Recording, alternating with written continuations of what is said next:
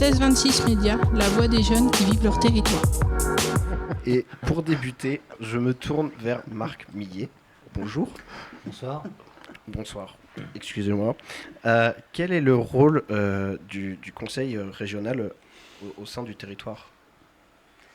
Alors, la région Normandie est une collectivité. Donc vous avez la commune, le département, les intercommunes, mais vous avez également la région Normandie, qui l'ensemblier de la politique formation, du développement économique pour l'ensemble des 5 départements de Normandie. On a plusieurs champs de compétences, donc les transports, le développement économique et la question de l'orientation professionnelle et de la formation. Et c'est sur cette question-là, je pense que vous nous attendez. Donc la région Normandie a en charge l'orientation professionnelle tout au long de la vie, c'est-à-dire les jeunes demandeurs d'emploi, mais également les adultes en reconversion professionnelle, voire les personnes sous main de justice. Et puis nous avons également la question de la carte des formations. La carte des formations, c'est les formations qui ne sont pas les formations initiales, puisque les formations initiales sont de la compétence soit des collèges, soit des lycées, des universités, mais nous avons la question de la formation professionnelle tout au long de la vie, c'est-à-dire la formation des demandeurs d'emploi et la formation des détenus également. Quel est votre rôle précisément en tant que conseiller départemental ? Régional, excusez-moi. Non, le rôle des conseillers régionaux, c'est de voter les décisions qui sont travaillées avec les collectivités territoriales, avec les agents de la collectivité, avec l'agence de l'orientation, puisque la région Normandie a mis en place depuis la loi de 2014 une agence de l'orientation, une agence qui travaille sur la question de l'orientation des publics tout au long de la vie, de la validation des acquis de l'expérience. Et les conseillers régionaux remontent les besoins qui leur sont émis par les élus des collectivités départementales, voire infradépartementales, telles que la commune ou l'EPCI, l'intercommune. Et en fonction des besoins des territoires, nous assemblons des cartes de formation qui remontent des besoins des territoires et nous votons ces crédits pour financer la formation, que ce soit la formation si on est sur Saint-Lô, ça peut être la formation pour l'industrie de Saint-Lô, pour l'agroalimentaire de Saint-Lô, mais également des formations spécifiques dans des établissements tels que les lycées ou les instituts supérieurs, puisque nous avons la compétence sur les investissements. Comment est-ce que vous pouvez faire à votre niveau pour valoriser les emplois et les formations sur le territoire ? Alors, la région Normandie a créé 12 filières structurantes. Ces filières, on a des filières l'agroalimentaire, l'agro-ressources, l'énergie, les transports et les mobilités. Bref, je ne vais pas vous citer toutes ces filières-là, mais il y a 12 filières. Et les 12 filières permettent d'établir des diagnostics en fonction des besoins des territoires. On sait par exemple que sur ce territoire ici du Saint-Lois, il y a des besoins en termes d'industrie, il y a des besoins en termes de services. On a à l'heure actuelle une étude autour des métiers de la carrosserie. Comment il y a des ensembliers, des constructeurs de carrosserie ici sur le Saint-Lois, ils ont une forte demande en termes de main-d'œuvre formée pour pouvoir travailler sur les véhicules frigorifiques, sur des remorques. Et donc ces besoins-là nous sont remontés par soit les entreprises, soit les élus qui sont autour de cette petite table ici. Et les besoins nous remontent et nous on regarde comment on peut assembler une carte de formation, financer ces cartes de formation et travailler avec les partenaires emploi-formation du territoire pour faire du sourcing, c'est-à-dire trouver des candidats.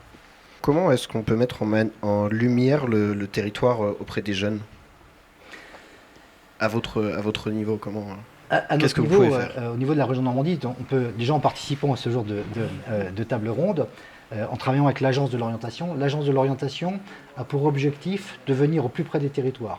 À titre d'exemple, sur cette année 2022 qui va s'ouvrir, la région Normandie va venir sur 24 territoires normands, avec un véhicule dédié, des partenaires qui vont venir sur des places de marché, sur des places publiques et qui vont venir faire la démonstration de ce que sont les métiers dans les territoires, comment les territoires sont structurés en termes de grandes filières professionnelles. Nous allons aller dans les collèges, nous allons dans les lycées et nous avons comme ça toute une documentation. Nous avons des lunettes virtuelles, nous avons de la documentation avec nos sites internet et en lien avec tous les partenaires, nous allons aller soit dans les établissements scolaires, soit dans des moments plus festifs, dans des festivals par exemple, et avec toute la documentation, nous allons venir sur les territoires faire cette démonstration. Nous allons également dans les entreprises, quand il y a des entreprises que nous accompagnons financièrement pour qu'elles se développent, nous allons dans les entreprises et nous venons en faisant des reportages avec les médias et avec la presse locale pour que ce soit relayé comme des filières qui sont en développement. Donc le but, c'est de montrer un avenir plus concret peut-être aux jeunes sur le niveau professionnel. C'est-à-dire que l'idée de la région Normandie, c'est l'orientation à travers le papier et le crayon, ça a un temps. L'orientation beaucoup plus active, c'est important, ce qu'on appelle l'inclusion également professionnelle, c'est de faire en sorte d'ouvrir des plateaux techniques dans des entreprises, c'est notre stratégie. Faire visiter les entreprises pour que les jeunes découvrent, les jeunes ou les moins jeunes d'ailleurs, découvrent les gestes et les postures professionnelles, c'est-à-dire ne pas découvrir ça qu'à travers un écran ou à travers uniquement de la documentation papier, mais aller sur le terrain avec des ambassadeurs qui sont des entreprises, ambassadeurs jeunes en formation, des jeunes qui parlent aux jeunes de leurs expériences également. Et donc avoir une idée concrète. Voilà, l'idée c'est de démystifier ce qu'est l'entreprise, ce qu'est l'emploi, ce qu'est le travail, de valoriser les jeunes qui sont en emploi ou en formation dans des secteurs qui recrutent et très clairement de créer de la matière et de donner de la matière pour que les jeunes puissent faire leur choix et parfois plusieurs choix également.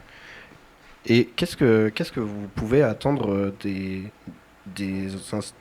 alors je ne sais pas si c'est des institutions, c'est pas des institutions, mais je vais le dire quand même, comme la mission locale, pour valoriser justement les emplois, les métiers, les formations peut-être aussi auprès des jeunes.